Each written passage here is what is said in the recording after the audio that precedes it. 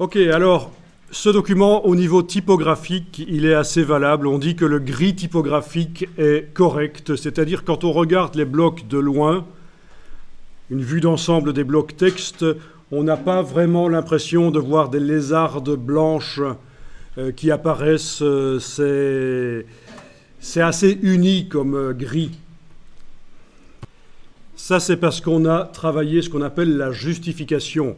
On a fait en sorte que InDesign ait plus de souplesse quand il doit coller du texte à gauche et à droite de la colonne. Normalement, InDesign ne sait faire varier d'origine que l'espacement entre les mots. Mais on lui a dit, tiens, tu peux aussi faire varier l'espacement entre les lettres. Tu peux aussi modifier un peu la largeur des caractères.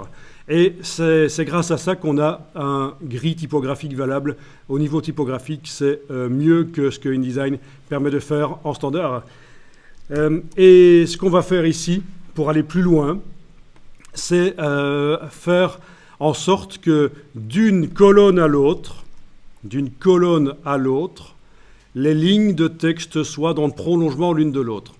Alors, on est bien d'accord, ça ne sert pas à grand-chose.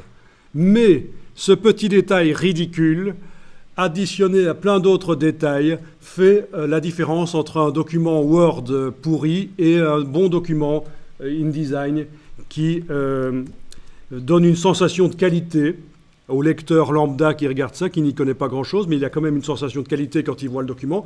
Ou si vous avez affaire à des pros qui regardent le document, ils vont se dire « mais mince, il est pas mal typographiquement, ça a été fait comme il faut ».